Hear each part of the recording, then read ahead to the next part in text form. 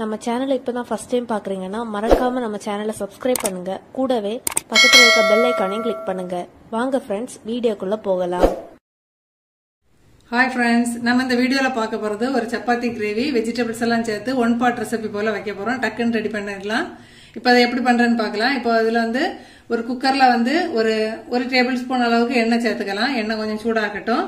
எண்ணெய் சூடான உடனே நம்ம ஒரு துண்டு பட்டை, 2 கிராம்பு, ஸ்டார் பூல பாதி சேர்த்துருக்கேன், ஒரு ஏலக்காய், பிரியாணி இலையில ஒரு பாதி சேர்த்துருக்கேன். இப்போ இதில் சேர்த்துடலாம். இப்போ இதுல ஒரு பல்லாரி நான் கட் பண்ணி வச்சுக்க சேர்க்க போறேன். பல்லாரி ரொம்ப நம்ம குக்கர்ல சேர்த்து வேக வைக்கிறதுனால ரொம்ப குட்டியா வெட்டாம மீடியமா கட் பண்ணிருக்கிறேன். நீங்க உங்க தேவைக்கு தகுந்தாப்புல, நான் இப்ப 4 பேருக்கு தகுந்தாப்புல சமைக்கிறேன். இது ஒரு பல்லாரி கட் பண்ணிருக்கிறேன். இதை ஒரு நிமிஷம் இப்ப மேஷ் பண்ணிடலாம். நம்ம இப்போ வெங்காயம் வதங்குறதுக்கு ஒரு பிஞ்சு உப்பு சேர்த்து கொடுத்துடலாம்.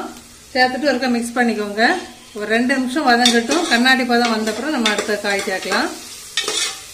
இப்போ இது கூட ஒரு தக்காளி பழம், அதுக்கப்புறம் பச்சை மிளகாய் 1 சேர்த்துருக்கிறேன். இது ரொம்ப காரம் இருக்காது, 1 சேர்த்துருக்கிறேன். உங்க தேவைக்கு தகுந்தாப்புல நீங்க சேர்த்துக்கோங்க. அப்புறம் ஒரு கொத்து கருவேப்பிலை. இப்போ இதெல்லாம் சேர்த்து நல்லா வதக்கிடலாம் ஒரு நிமிஷம். இப்போ இது கூட ஒரு டீஸ்பூன் இஞ்சி பூண்டு பேஸ்ட் சேர்த்துடலாம். இப்போ இதுவுமே சேர்த்து நல்லா ஒரு நிமிஷம் நல்லா வதக்கிக்கோங்க. இப்போ 2 நிமிஷம் நம்ம வதக்கியாச்சு. இப்போ இது கூட மசாலா சேர்க்க போறோம். மசாலா நீங்க மஞ்சள் பொடி, வத்தல் பொடி, மல்லி பொடி அப்படி சேர்க்கறதுனா கூட தனித்தனியா சேர்த்துக்கோங்க. நான் இப்போ குழம்பு மிளகாய் தூள் சேர்த்துருக்கிறேன். ஒரு 2 டேபிள் ஸ்பூன் அளவுக்கு சேர்த்துக்கலாம்.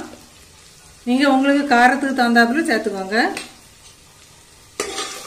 சேர்த்துட்டு அது கரிஞ்சிடக்கூடாது. ஒருக்கா நல்லா மிக்ஸ் பண்ணிக்கோங்க. இப்போ இது கூட உங்களுக்கு தேவையான வெஜிடபிள்ஸ் எல்லாம் கட் பண்ணி எடுத்துக்கோங்க. நான் இப்போ பச்சை பட்டாணி ஊற வச்சு எடுத்துருக்கிறேன். கொஞ்சமா பீட்ரூட் இந்த கிரேவிக்கு போடுங்க, சூப்பரா இருக்கும். அப்புறம் கேரட்டு, பீன்ஸ், பொட்டேட்டோ இவ்வளவு நான் கட் பண்ணி எடுத்துருக்கிறேன். உங்களுக்கு காலிஃபிளவர், உங்களுக்கு என்ன வெஜிடபிள்ஸ் தேவை நீங்க கட் பண்ணி எடுத்துக்கோங்க. அதுக்கு கூட கொஞ்சமா பீட்ரூட் சேர்த்து பாருங்க, சூப்பரா இருக்கும். இந்த மெத்தட்ல ட்ரை பண்ணி பாருங்க. இப்போ வெஜிடபிள்ஸ் அவ்வளோத்தையுமே அதில் சேர்த்து மிக்ஸ் பண்ணிடலாம்.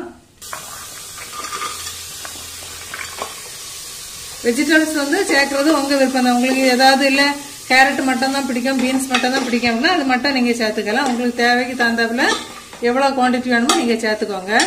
நான் இப்போ மீடியம் சைஸ்ல 2 கேரட், ஒரு 5-6 பீன்ஸ், ஒரு மீடியம் சைஸ் பொட்டேட்டோ இந்த அளவு சேர்த்துருக்கேன். ஆனா பீட்ரூட் கொஞ்சம் கம்மியா தான் சேர்த்துருக்கிறேன்.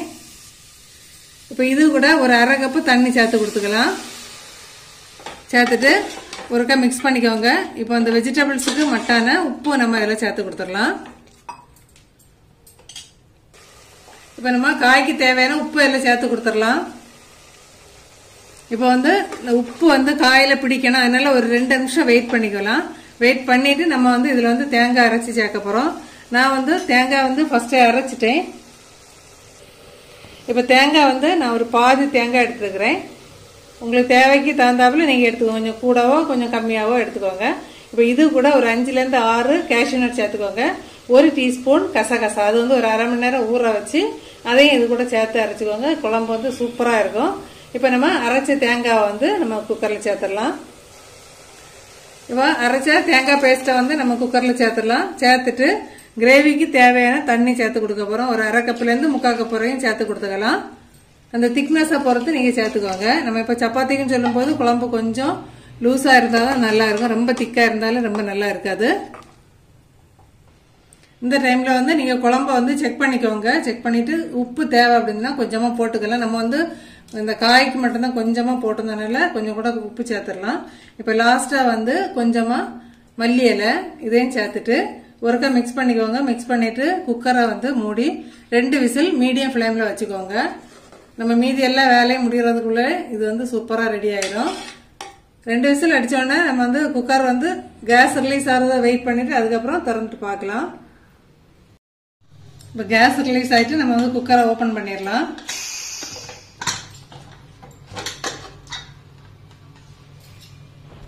பாருங்க, சூப்பரா குழம்பு எண்ணெய் பிரிஞ்சு சூப்பரா ரெடி ஆயிருக்கு. இதே மெத்தட்ல குருமா ட்ரை பண்ணி பார்த்துட்டு மறக்காம கமெண்ட் பண்ணுங்க ஃப்ரெண்ட்ஸ்.